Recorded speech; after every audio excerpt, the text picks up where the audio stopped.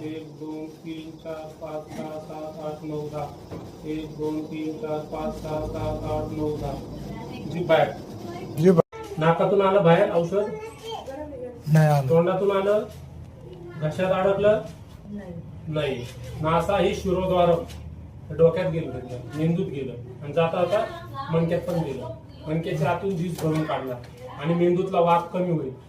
तुम्हाला किती वर्षापासून औषध चालू डोक्याच्या गोळ्या 10 वर्षापासून. मग असं आता करायचं ही थेरपी घरी करायची शिकून घ्यायचं औषध माझ्याकडून घ्यायचं. आता कसं वाटतं सांगा बरं.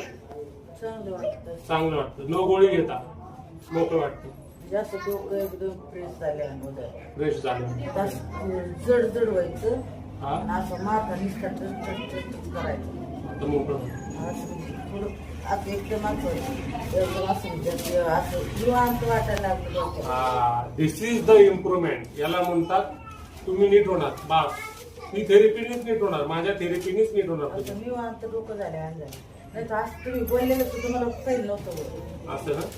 आताशी तर एकच घरी कोणी असं बोलायला लागलं का मला इतकं राग यायचा त्याला भांडायचं करायचं. अच्छा रोजच भांडण काय तुम्ही जर केलं ना त्याच्यामुळे ना स्ट्रेस कमी होणार. करू सर. स्ट्रेसमुळे बीपी कमी होतो. बोलायचं ते लेखाला तर सदा कदा बोलायचं सुनांना आपलं असं नाही केलं तसं नाही केलं मालकाला सदा कदा भांडायचं. आता यांचा आहे ना स्वभावच चेंज होईल.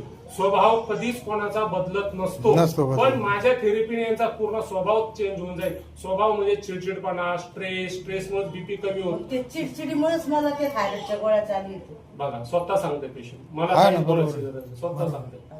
पण तुम्ही दूध डॉक्टरने दिल्या होत्या असंच होतं तुम्हाला नुसती गुंगायची मी याच्यावर तोंड टाक त्याच्यावर टाकता त्याच्याकडे नेलं ते म्हणे यांना ना जास्त टेन्शन होतं आणि त्याच गोळ्या दिल्या तेव्हापासून ते त्यांच्याकडून लगे पाठक सरला दाखवलं त्याच गोळ्या द्यायला.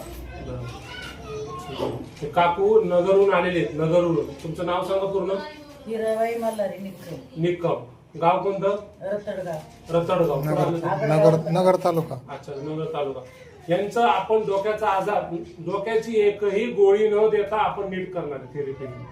ठीक आहे तुम्ही करताना हे जसं म्हणून तसं चालेल. धन्यवाद. ते बी कोणी मालकांनी करावं लागेल पोरं काय मी आहे ना तुम्ही नका सांगू मी सगळं शिकवणार आहे. आठवड्याला 15 दिवसाला आलंच आहे ते तर करायचंच आहे पण मी तुम्हाला शिकवणार आहे. डॉक्टर आजपर्यंत कोणता शिकवत नाही एवढ्या वेळ देऊन नाही पण मी शिकवणार तुम्हाला. ठीक आहे तुम्हाला मी नीट केल्याशिवाय सोडणार नाही. ओके धन्यवाद. ओके सर धन्यवाद.